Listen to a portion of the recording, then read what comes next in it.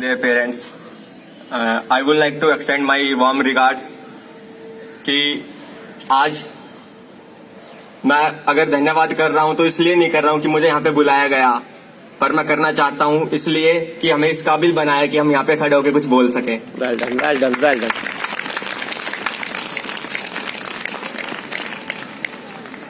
जितने भी यहाँ पे फैकल्टी मेंबर्स खड़े हुए हैं, हर दूसरा चेहरा देखा हुआ अब तक मैं यहाँ पे बैठे बैठे यही देख रहा था, यही महसूस हो रहा था कि आज हम उस दूसरी तरफ जब हम ऐसे एनुअल फंक्शन हुआ करता था 26 जैन पे, तो हम सोचा करते थे कि कितने मेहनत करके लोग जो इस लाइन को क्रॉस करके इस तरफ आते हैं, हम भी पहले उस तरफ बैठा करते थे। वो पेड़ हमें आज भी याद है, बस भी पहले वहीं खड़ी हुआ करती थी।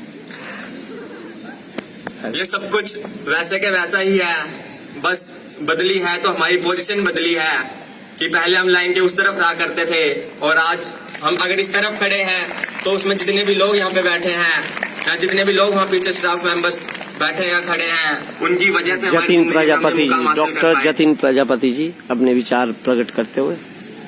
मैं भी अपनी रिजेम्बलेंस देख रहा था कि जब मैं स्कूल में आया तो मैं कैसा हुआ करता था, तो एक वहाँ पे मेरे को लड़का दिखा लाल से स्वेटर डाल के बैठा हुआ है, वो छोटी सी हाइट। ऐसे ही मैं 3rd क्लास में स्कूल में आया और तब से लेके अब तक मेरी हाइट तो ज्यादा बढ़ी नहीं, पर मुझे जैसा लोगों ने फील कराया कि कुछ मुकाम हमारे बढ़ चुके हैं।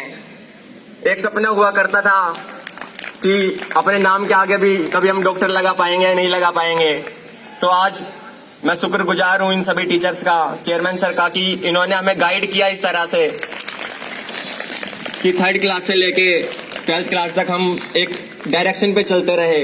एनर्जी हर किसी के पास होती है, पर उसे चैनलाइज करने का तरीका हर किसी के पास नहीं होता, और वो तरीका हमारे पेरेंट्स भी हमें नहीं दे पाते हैं। वो अगर हमें देते हैं तो हमारे टीचर्स देते हैं। मेरे को अस्थाना सर अभी नजर नहीं आ रहे हैं, पर उनका बहुत बड़ा रोल रहा है 11th और 12th क्लास में। रचना मैम है, अरविंद सर है, राजकुमार सर भी। मैं एक बार चाहता हूँ कि आप सब उन टीचर्स के लिए जोरदार तालियां बजा दो। और इन सबके साथ साथ चेयरमैन सर, अभी मेरे को पता चला कि सर ने अभी PhD किया, तो सीखने की कोई उम्र नहीं होती, और ये उपलब्धियां अगर आपके अंदर जुनून है कुछ सीखने का तो ऐसे ही आती जाती रहती है। फिर आप ये नहीं देखा करते हो कि आप आज कहाँ पे हो, कल कहाँ पे पहुंचोगे। आपका फिर एक काम ही रह जाता है कि आपको बस चलते रहना, आपको सिर्फ पढ़ते रहना है। एक बार वो स्टूडेंट हाथ खड़ा करो जिन्होंने स्पोर्ट्स मीट में किसी ना किसी स्पोर्ट में पार्ट लिया है। सारे पार्टिसिपेंट्स हैं।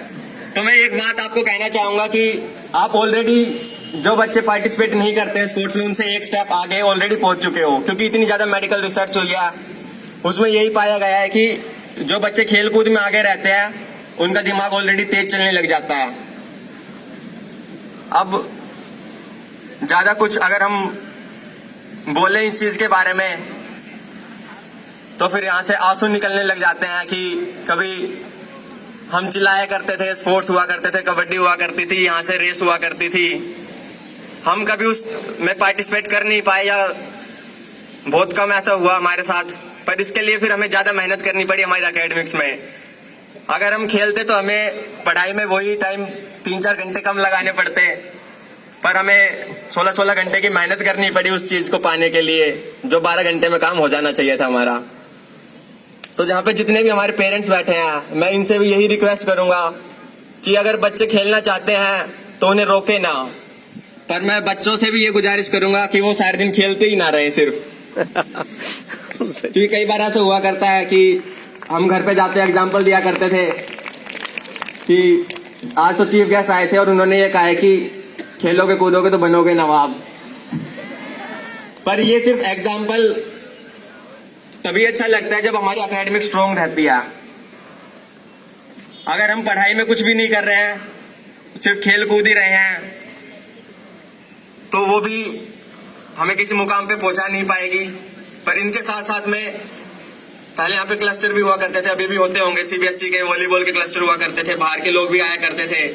तो मेरी उनसे कुछ बात हुई तो उन्होंने कहा कि हमने इतने स्कूल में खेल के देखा, इतने स्कूल में जाके देखा, अलग अलग जगह पे खेल के देखा, स्टेट लेवल पे, जोनल लेवल पे, पर जो माहौल यहाँ पे उन्हें मिला अपनेपन का माहौल, वो उन्हें और किसी स्कूल में जाने पे नहीं मिलता था।